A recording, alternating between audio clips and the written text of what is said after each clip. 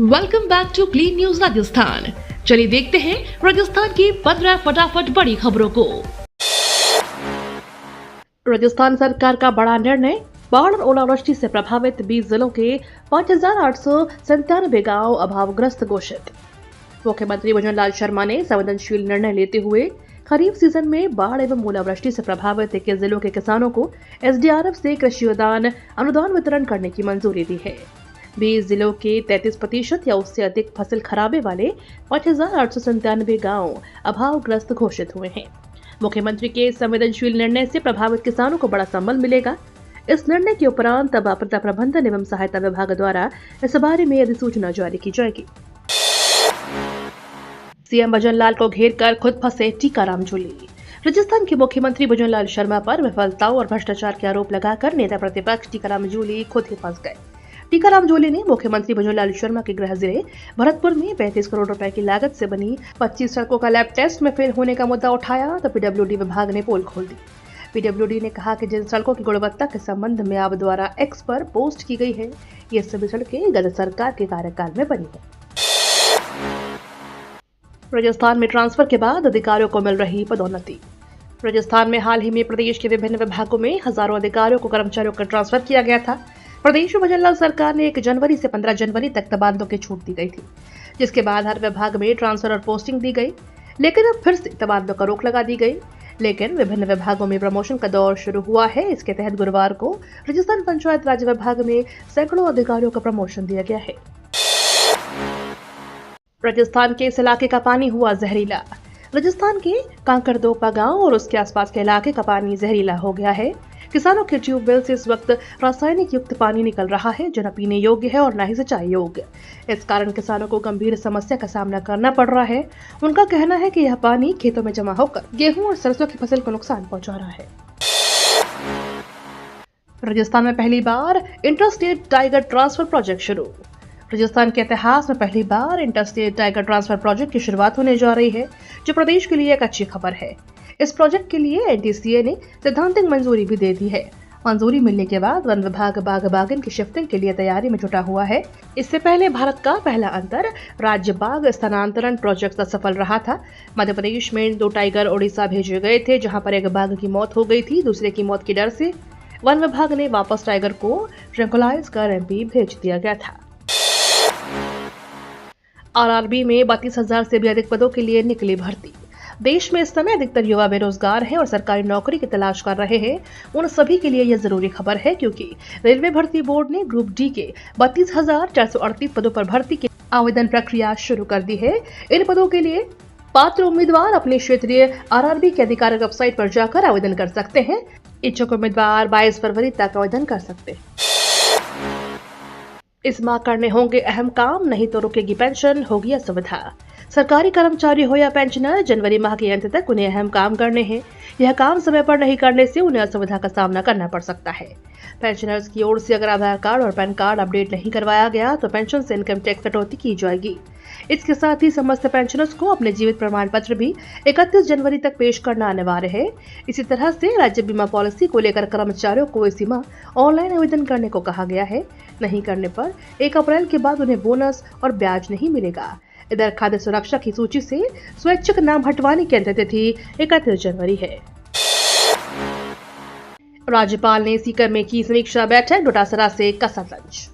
राजस्थान में बजट सत्र के पहले राज्यपाल हरिभाऊ बागड़े द्वारा सीकर में अधिकारियों के साथ की गई समीक्षा बैठक चर्चा में आ गई है, क्योंकि इसको लेकर कांग्रेस नेताओं ने सत्ता पक्ष पर निशाना साधना शुरू कर दिया है। गोविंद सिंह डोटासरा ने कहा कि भाजपा सरकार की नाकामी और अकमण्यता की वजह से मंत्रियों का काम महामहिम राज्यपाल को करना पड़ रहा है। एमएसपी पर सरकार को बाजरा खरीदना चाहिए, किसानों के समर्थन में आए राजेंद्र राठौर। राजस्थान में बाजरा और ज्वार की न्यूनतम समर्थन मूल्य पर खरीद को लेकर कई सवाल खड़े हो रहे हैं, क्योंकि भजन लाल सरकार ने विधानसभा में लगाए गए एक सवाल के जवाब में कहा, इस साल बाजरे की एमएसपी पर खरीदारी नहीं की जाएगी। सरकार के इस निर्णय के बाद बीजेपी नेता राजेंद्र राठौर ने किसानों की मांग का समर्थन किया है। उन्होंने कहा कि मैं सरकार से मांग भी करूंगा और पत्र भी लिखूंगा कि सरकार को एमएसपी पर बाजरा खरीदना चाहिए। अपने दुधारू पशुओं का कराएं बीमा, मंत्री जोराराम कुमावत की पशुपालकों से अपील। राज्य के पशुपालन एवं गोपालन मंत्री जोराराम कुमावत ने प्रदेशवासियों से अपने दुधारू पशुओं का बीमा करवाने की अपील की है। मुख्यमंत्री मंगला पशु बीमा योजना में राज्य सरकार की तरफ से 21 लाख दुधारू पशुओं का बीमा किया जाएगा। इस योजना की लॉन्चिंग मुख्यमंत्री भजनलाल शर्मा ने 13 दिसंबर 2024 को भी की थी। पहले योजना के लिए आवेदन की अंतिम तिथि 22 जनवरी थी, जिसे 31 जनवरी तक के लिए बढ़ा दिया गया है। पशुपालन मंत्री जोराराम कुमावत के निर्देश पर बीमा पंजीकरण की अवधि बढ़ाई गई है। योजना के तहत 5-5 लाख गाय, भैंस, भेड़ और बकरी जबकि 1 लाख ऊँटनी का बीमा किया जाएगा। राजस्थान हाई कोर्ट को मिले 3 नए न्यायाधीश, नियुक्ति वारंट जारी। राजस्थान हाई कोर्ट को 3 नए न्यायाधीश मिल गए हैं। सुप्रीम कोर्ट की सिफारिश पर राष्ट्रपति ने न्यायिक अधिकारी कोटे से 3 न्यायिक अधिकारियों के नाम को मंजूरी दी है। इन तीनों न्यायिक अधिकारियों के नियुक्ति वारंट जारी कर दिए गए हैं। जिन न्यायाधीशों को नियुक्ति मिली उनके नाम चंद्रशेखर शर्मा, प्रमिल कुमार माथुर, चंद्र प्रकाश श्रीमाले हैं। तीनों न्यायाधीशों को जल्द ही राजस्थान हाई कोर्ट में शपथ दिलाई जाएगी। जयपुर एसएमएस अस्पताल में सामने आए एचएमपीवी के 2 नए मामले। देश में ह्यूमन मेटा इम्यूनो वायरस के मामले लगातार बढ़ रहे हैं। राजधानी जयपुर के सवाई मानसिंह अस्पताल में गुरुवार को एचएमपीवी के 2 मामले सामने आए हैं। दोनों ही मरीजों को मेडिकल आईसीयू में भर्ती कराया गया है। मामले को लेकर सवाई मानसिंह मेडिकल कॉलेज के प्रिंसिपल डॉक्टर दीपक माहेश्वरी का कहना है कि एचएमपीवी के 2 मामले सामने आए। दोनों मरीजों को ऑब्जर्वेशन में रखा गया है। हालांकि दोनों मरीजों की हालत फिलहाल स्थिर बनी हुई है। यूनिफॉर्म का खर्चा 1600 से 1800 तक सरकार अकाउंट में भेजेगी सिर्फ 800 रुपए। प्रदेश के सरकारी स्कूलों में सत्र में छात्रों को सिली सिलाई यूनिफॉर्म नसीब नहीं होगी। दरअसल सरकारी स्कूलों में पढ़ने वाले बच्चों को शिक्षा विभाग की ओर से यूनिफॉर्म का पैसा दिया जाएगा। यह पैसा डीबीटी मोड में दिया जाएगा, यानी सीधे स्टूडेंट्स के परिजन के खाते में यूनिफॉर्म की राशि पहुंचेगी। हालांकि राज्य सरकार की ओर से यूनिफॉर्म के लिए महज 800 रुपए निर्धारित किए गए हैं, जबकि मार्केट में सिर्फ सामान्य पैंट शर्ट की सिलाई ही 600 से 700 रुपए है। राजस्थान में बंद होगी फ्री बिजली, केंद्रीय मंत्री प्रहलाद जोशी ने बताया पूरा प्लान। राजस्थान में घरेलू उपभोक्ताओं को 200 से 300 यूनिट तक मुफ्त बिजली की सौगात दी जा रही है।